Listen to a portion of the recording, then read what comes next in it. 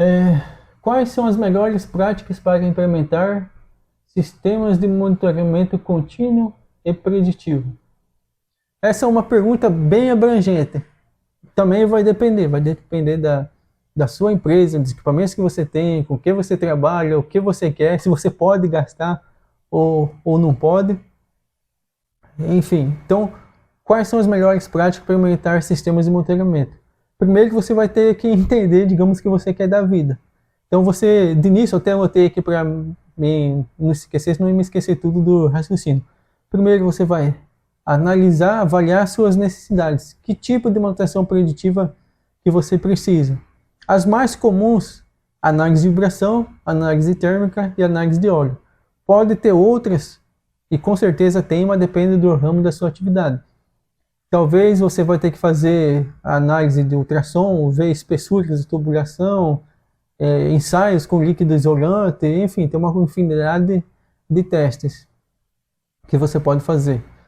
Você vai ter que mapear os objetivos específicos para implementar esse monitoramento. Você vai quer implantar para quê?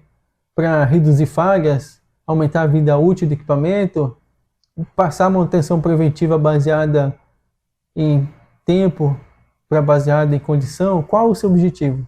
Esse você vai ter que determinar. Normalmente vai ser reduzir custos e reduzir pagadas com manutenção. Quais grandezas elétricas você quer monitorar? Então você vai ter vibração, temperatura, pressão, corrente elétrica, uma infinidade. Então você vai ter que ver bem o que você quer com isso, qual o seu objetivo.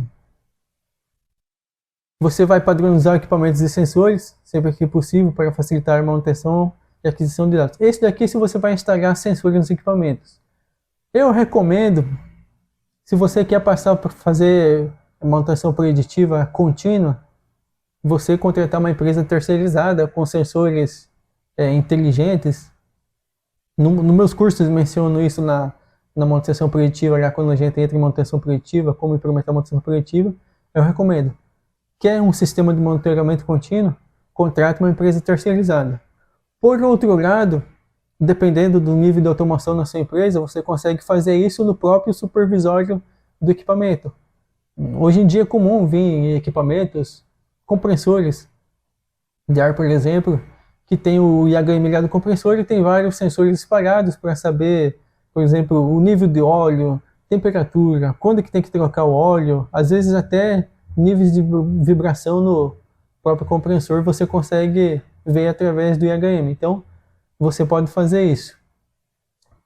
Então, nesse caso, padronize todos os seus sensores. Digamos que você não vai contratar a empresa terceirizada, vai fazer termografia. Termografia é razoavelmente fácil de aprender e fazer.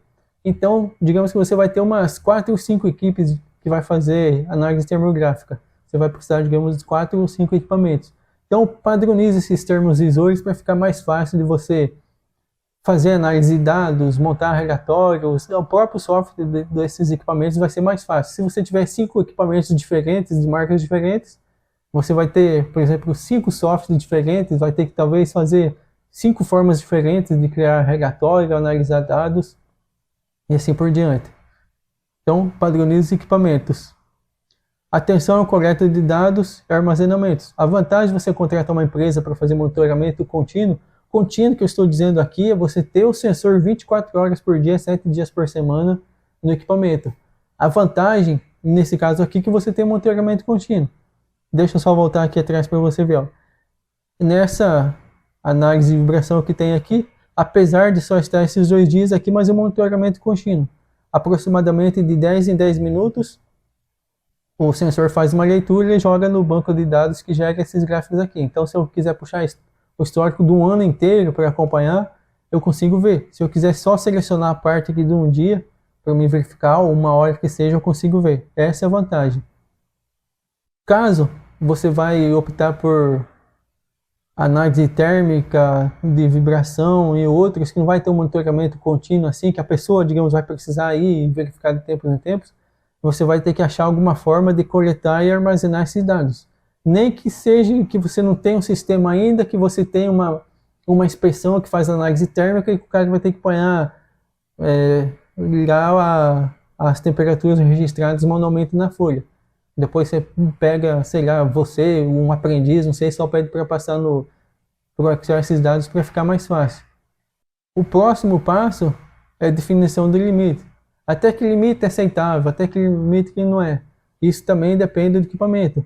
De vibração tem uma norma, é a ISO, agora eu não me lembro qual que é a ISO que tem os padrões de vibração. Então vai ser uma tabela, vai ter lá os equipamentos, até tanta potência, a partir de tanta potência, se a base é fixa ou rígida, e as escalas lá de vibração, quando que está ótimo, regular, com problemas e grave. Então você pode utilizar essa tabela aí, por exemplo, para definir seus limites.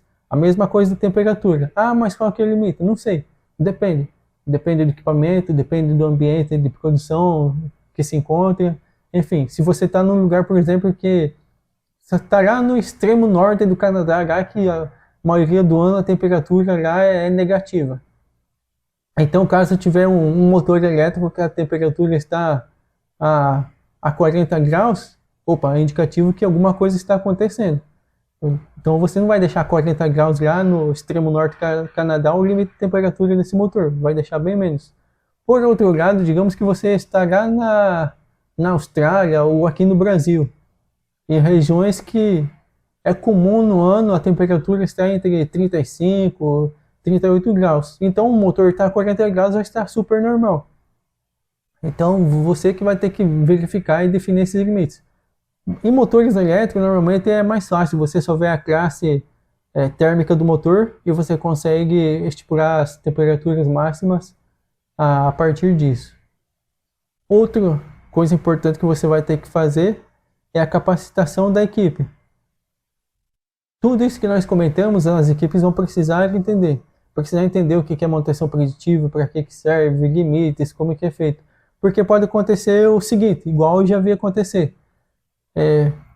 Colocou um super sistema lá de monitoramento para manutenção preditiva, só que o que?